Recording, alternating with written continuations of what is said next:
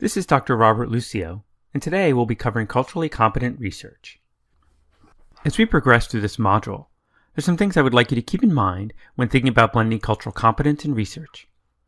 Whether you're doing an evaluation, performing research, reading journal articles, or part of a program or agency that is being evaluated, there's some key questions that you might want to think about.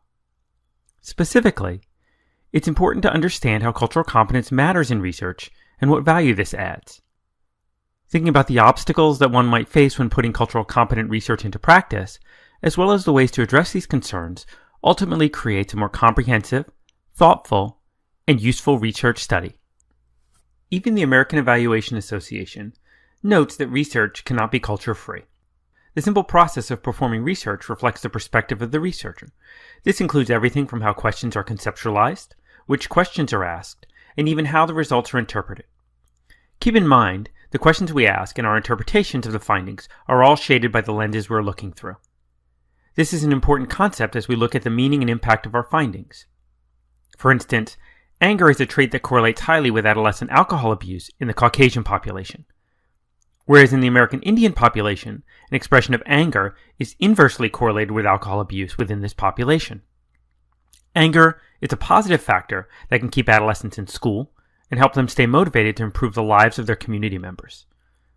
A researcher with a thorough knowledge of this culture is likely to draw different conclusions than someone who is an outsider simply performing research. Culture influences many aspects of research, including the responses that we get from respondents, the concepts that we both provide in the questions that we ask, and the responses that we give back to participants, and the interpretations of our findings. For instance, simply asking the question, "Who is your family?" can be interpreted differently by different cultures.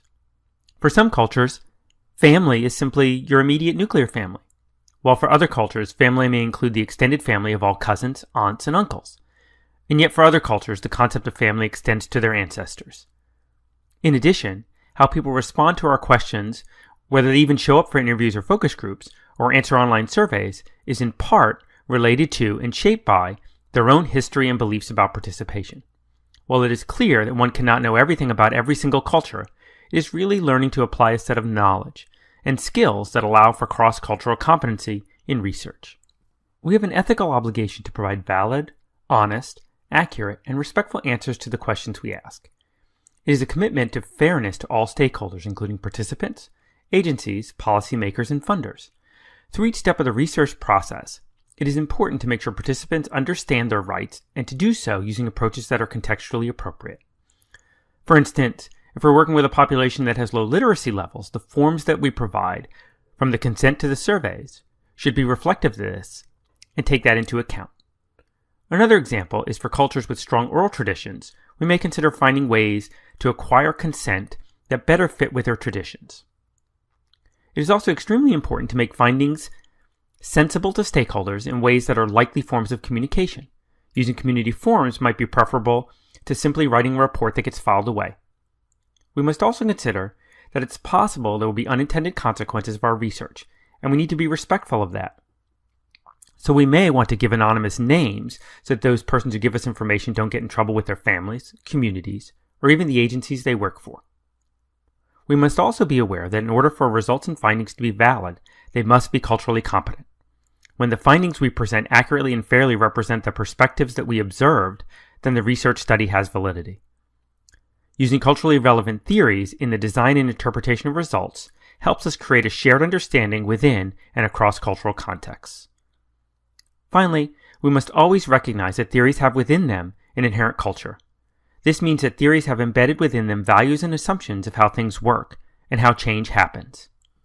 Research does not take place in an isolated vacuum, but within a social, political, economic, and cultural context that not only includes common demographic characteristics such as race, gender, and sexual orientation, but other dimensions including the concepts of power, living situation, class, and social status.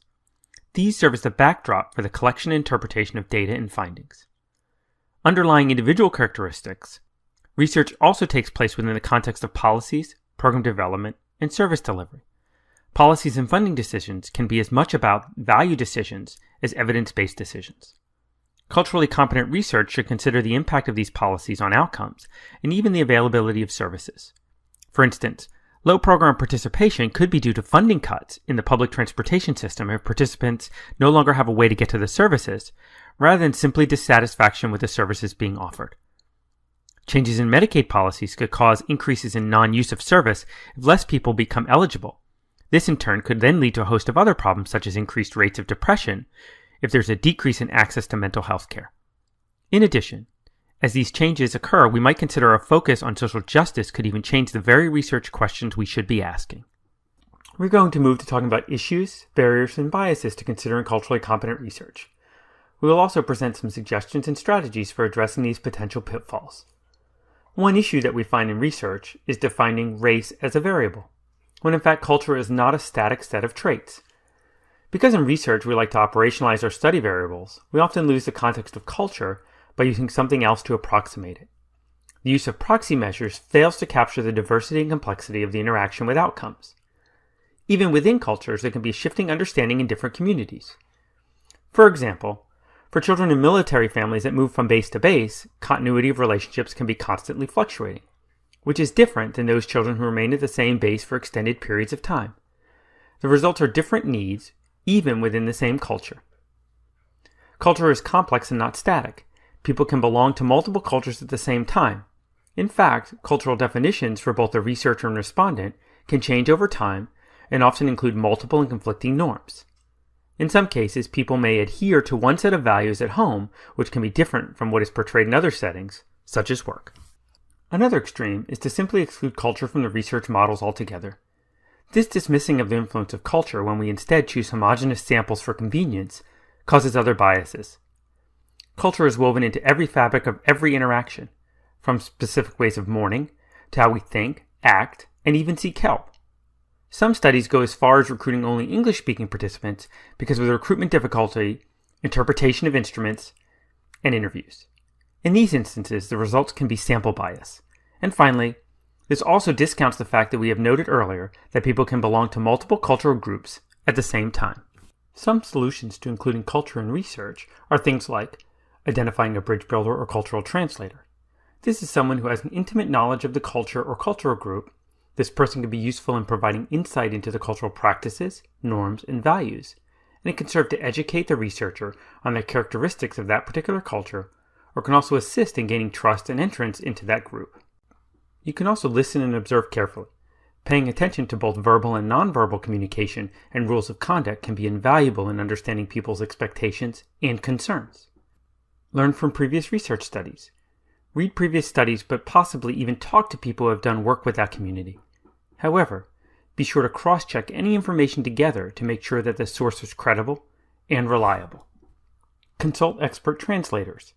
Translating surveys and interviews into different languages is a specialized skill. A common mistake is to use untrained translators or interpreters, such as family members, when doing research.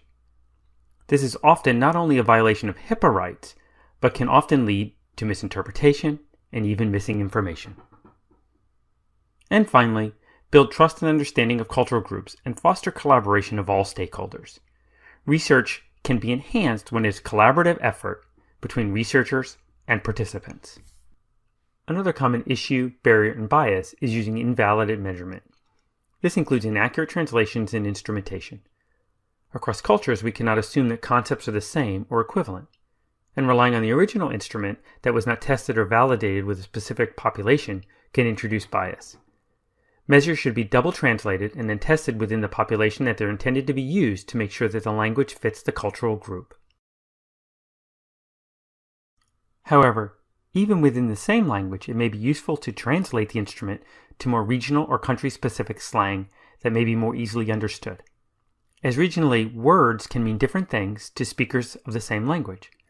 For example, attorney in American English is often called a barrister in British English.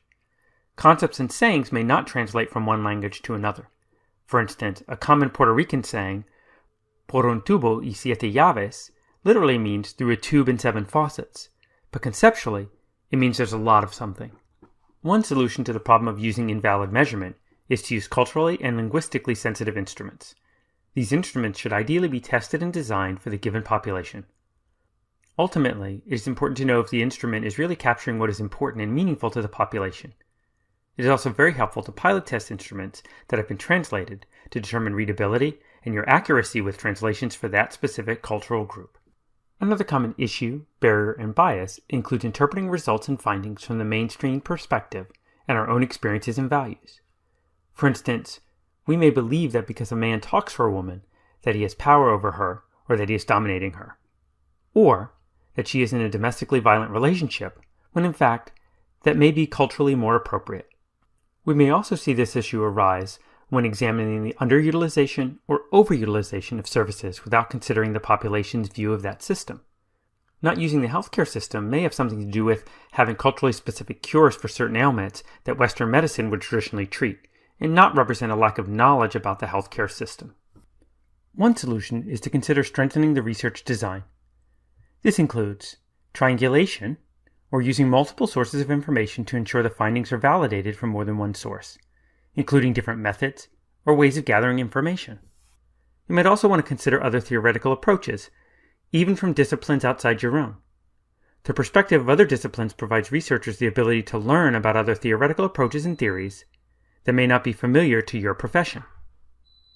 Having a knowledge of the population may allow you to find details that would be missed ordinarily. For instance, circumstances, events, or behaviors that are visible to those within the cultural group, but easily missed to those outside. Finally, it is extremely important to embed culture into the research design. This can be accomplished by including community groups throughout the entire process. This starts in the beginning stages, when you're finding out what is even important to know, all the way through getting help interpreting findings. Community groups can also be invaluable in helping determine recruitment and retention strategies. Replicating interventions across diverse populations is another way to address the issue of cultural competence in research. Even within populations, there are many different subgroups. While Hispanic or Latino is a broad category, it is comprised of many subgroups. Many groups share common characteristics such as language, but there can also be many differences between groups. You might also consider using new methods during research that help highlight problems with disparities. In this example of GIS mapping, for instance, the rate of teen births are noted by zip code. This type of research can help engage communities to address concerns that are specific and unique to them. And finally, here are some tips for research. First, define the population precisely, including having an understanding of the group's country of origin, history, political status, level of education, values, rules, and norms. Second, develop collaboration with the target population. This can be done by involving community members throughout the entire research process. 3. Encourage collaboration by working with the population to describe how the data will be used, and even conducting interviews in the locations that are comfortable to the groups. 4. Provide timely feedback and results in clear, useful formats conveyed through culturally appropriate methods by asking those within the community what is the best way to provide feedback. 5. Consider acculturation and biculturalism in the interpretation and utilization of data. People can be of many cultures at the same time, and this should be considered during the interpretation of results.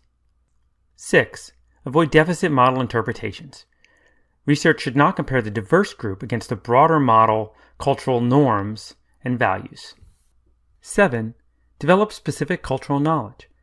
Understanding the relationship between the norms and values of a particular group and what is being researched is invaluable. 8.